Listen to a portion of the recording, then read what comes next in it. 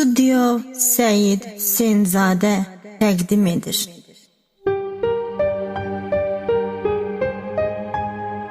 Her geceler yadıma saldığım, düşündüğüm, hayal kurduğum, ürək verib ürək aldığım, ilk baxışdan aşık olduğum, itirərəm deyə qorxduğum, görməyəndə darıxdığım, gizli rəsminə baxdığım, ürəyimə yazdığım qadın. İtirərəm deyə qorxduğum, görməyəndə darıxdığım, gizli rəsminə baxdığım, ürəyimə yazdığım qadın. Odur çox sevdiyim qadın, məni məndən alan qadın, ürəyimə yazmışam adın, məni məndən alan qadın. Odur çox sevdiyim qadın, məni məndən alan qadın, ürəyimə yazmışam adın, məni məndən alan qadın.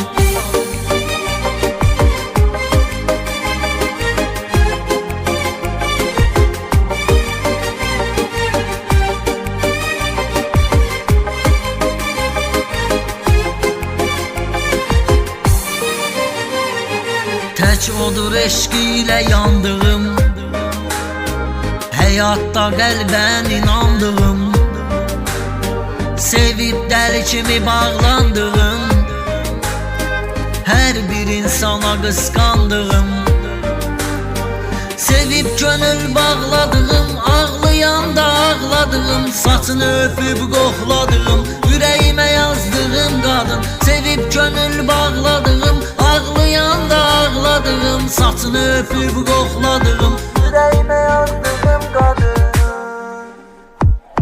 Odur çox sevdiyim qadın, məni məndən alan qadın, ürəyimə yazmışam adın, məni məndən alan qadın.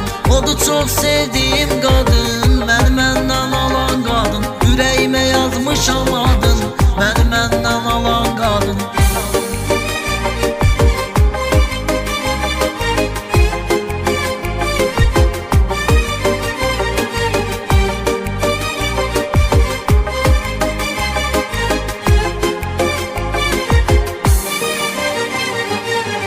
Çok sevdiğim kadın, məni məndən alan qadın, ürəyimə yazmışam adın, məni məndən alan qadın.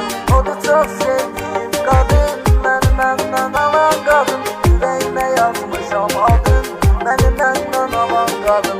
Odur çox sevdiğim kadın, məni məndən alan qadın, ürəyimə yazmışam adın, məni məndən alan qadın. Odur çox sevdiğim kadın, məni məndən alan qadın, ürəyimə yazmışam adın, məni məndən